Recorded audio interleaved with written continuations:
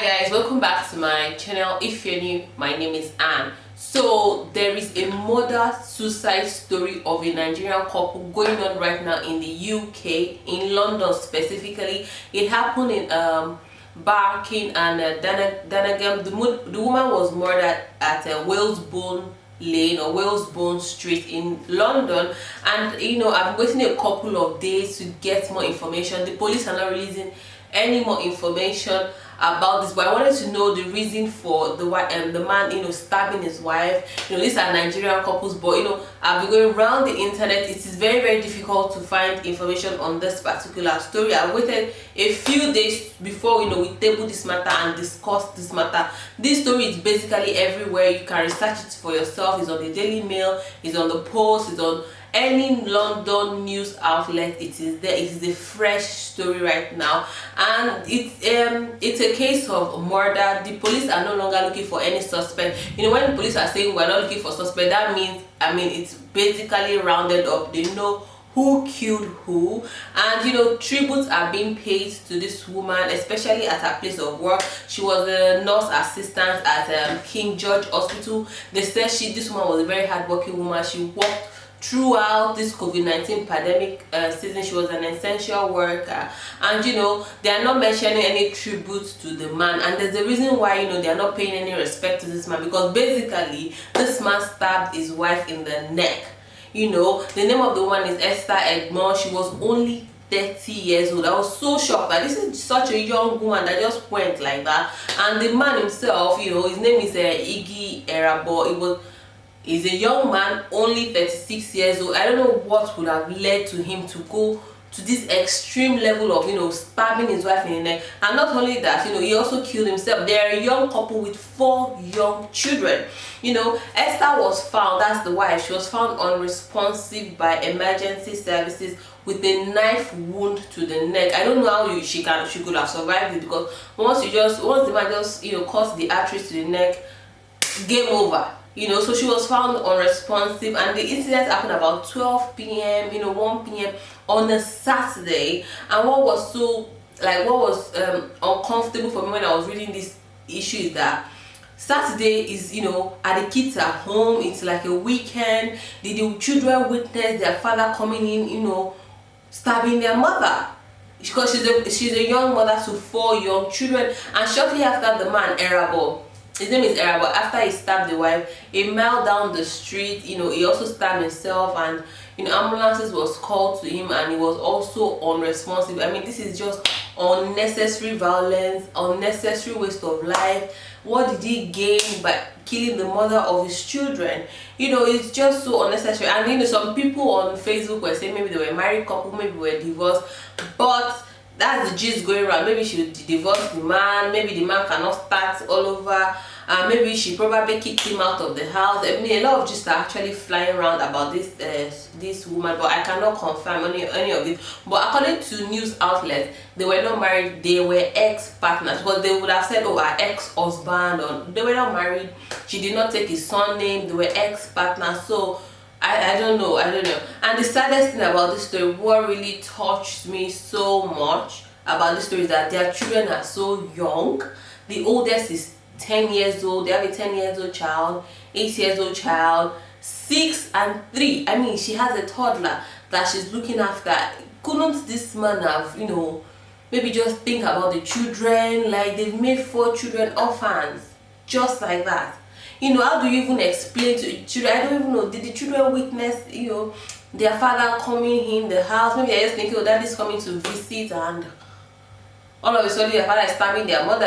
This is so unfortunate. These children, I hope they don't end up in care home. I hope they don't end up in foster, because Esther, she has a sister living in the UK, and she was the one telling a news outlet that she was such an hardworking woman, that even during COVID-19 she said she was stronger than COVID-19. So they have an aunt, and I hope she step up to the plate and adopt these 4 children, because it's not easy. 4 kids, we don't even know if the aunt self has children of her own. But like I say, I really hope these children don't end up in care. I hope they don't end up in foster, because it's not the best place for them to be. I have looked everywhere to see why this man committed this crime. The man did not leave any notes behind, he did not leave any explanation behind. So what we are left about is speculation, speculation, speculation. We can, speculate why he stabbed the mother of his children. To me, I see it as like a premeditated murder. Like he would have thought of, you don't just stand up and start stabbing somebody. It could be premeditated. They didn't say if there was scuffle, if they were fighting. None of that was mentioned, whether they were both fighting. And even if they were fighting in the house, I believe a man is stronger. He can easily overpower the woman to death. Like, it does not necessarily need to go and stab her to prove a point. So we're just speculating. The Met Police are not releasing any information. I hope maybe with as time goes on there'll be more information and I can come back and do an update on this story. But the case is pretty conclusive. They are, they are not looking for any suspect. So basically, this man, after stabbing her, he went down the street and, he thought about it, he can't get away with it, and, stabbed himself in the neck as well. So what I'm speculating is that we all know money is the love of money is the root of all evil. I'm thinking maybe money has a reason to why this man did what he did. We can speculate, but that's where my mind just went to. I'm like, something has to do with money. People do the most dangerous, the most despicable thing when it comes to money. I know that a lot of couples fight over money. Finance is a big deal. So I was wondering, like, what would push a 36-year-old man to, do this to the mother of his children? I'm thinking, is he losing property to this woman? Maybe they were living in a house, it was mortgaged,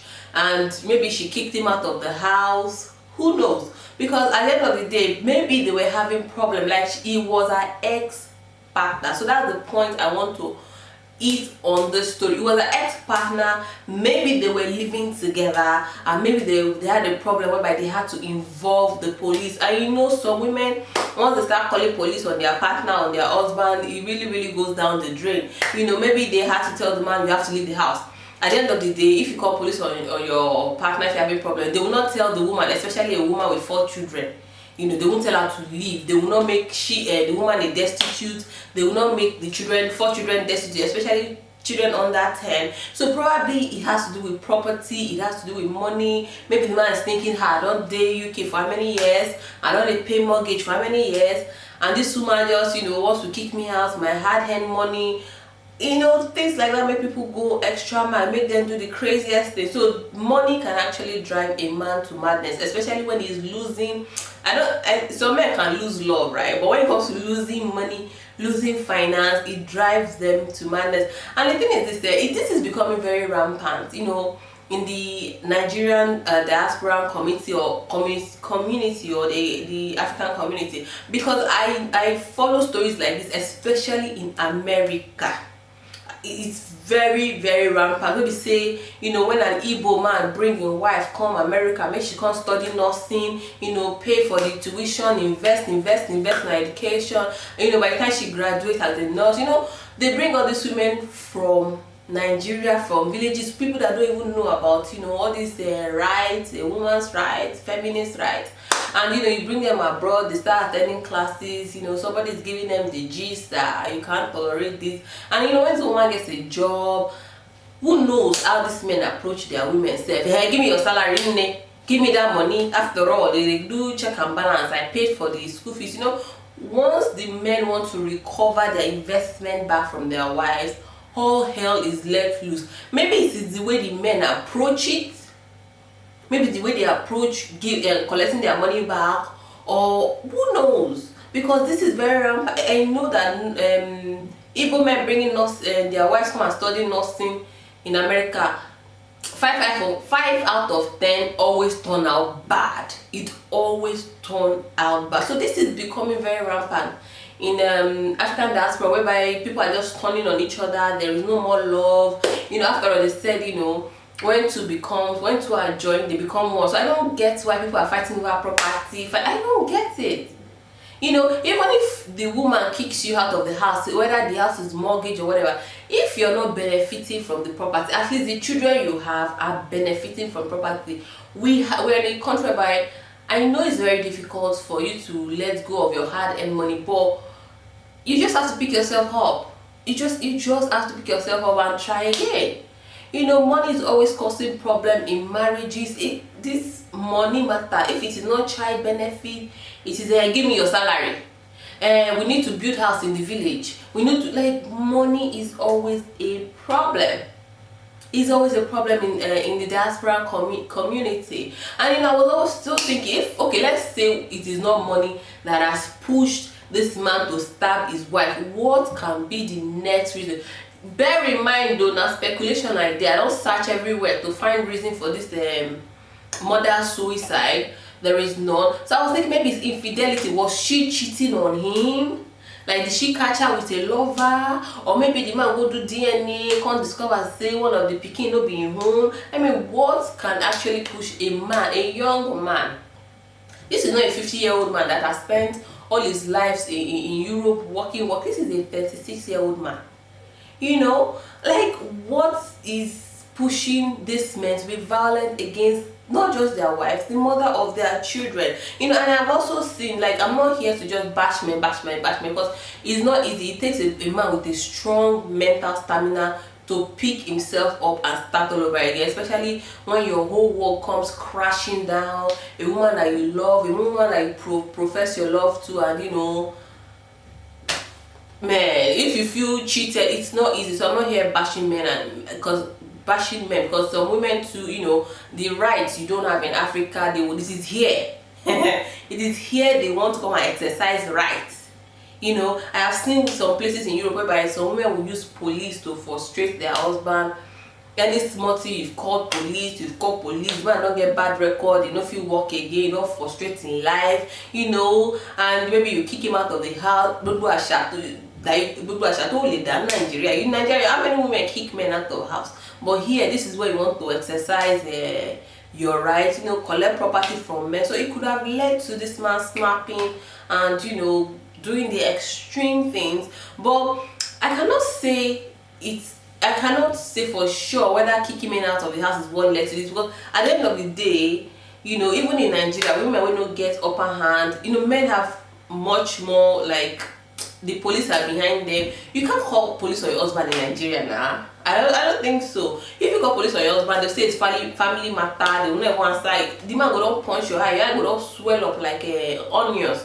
They say our family matter, go and settle. So even in Nigeria, whereby men have upper hand, because I was okay, Europe, women have upper hand, right? In Nigeria, where men have upper hand, some of them still kill their wives. So I don't know, maybe this man is just a violent man. Maybe Esther was just, trying to get out of a domestic violence situation. Like I said, this is all speculation. But there's one thing I am beginning to observe. It's not just, Nigerian community. Even Oyibo people said COVID-19 is pushing people to desperation. People are losing their jobs. People are getting mentally stressed.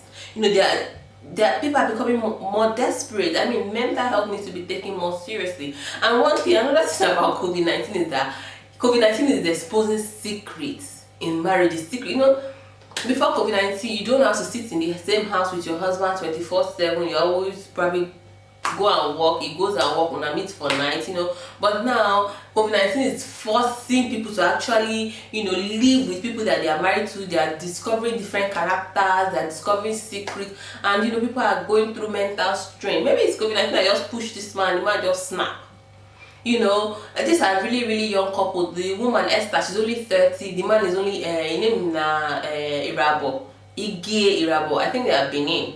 He's only 36. Even if Esther push you come up and say she know they do again, I am certain there's another woman looking for husband in UK.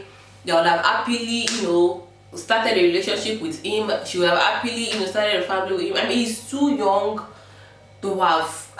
What could have led to him to just take that drastic action? And mental health needs to be taken more seriously in the diaspora community. It's no longer funny. Men killing their wives is something that we need to discuss, something that needs to end actually. I mean, when there's life, there's hope. If you collect money from your hand, God will provide another one. You work and recover yourself. And the thing is this, the people I pity the most in this whole story is their children. They have a 10-year-old, 8-year-old, 6-year-old, 3-year-old. I mean, how do you explain this to them? And these two couples, I am sure they struggled they sweat, struggle to enter Europe, and now they're in Europe. See how their story has turned out to be. See how their life, they just, you know, they are gone.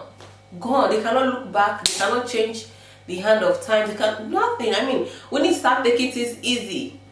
If it is money, if it's property, if it's whatever, we need to start taking things easy. Yoruba people say, we need to just pipe down. I mean, if you're losing property, it's very difficult to, I mean, property that you've worked all your life for, and one man just come kick you out. It's difficult to, it's not being so, but at the end of the day, when there's hope, husband and wife, moon take an easy throughout this COVID-19, everybody is stressful. It is stressful, but we need to take it easy. We need to just, you know, take it a day at a time. Anyway, this is where I'm going to end this story. I really hope those children don't go into care, because they have an aunt, you know, that I hope she can adopt them, you know. And I think there's people are doing donation. I don't have the link, but if you're interested in this story, you can check up on the Post, Daily Mail. A lot of London news outlets, they are carrying this story. It happened in Barking and Denham. You know, if you want to donate to the children, the family, do a bit of research and, you know, confirm it yourself. I'm not going to put in any link. And like I always say, feel free to share this video on WhatsApp, on Facebook, and I'll see you guys on my next video. Bye guys.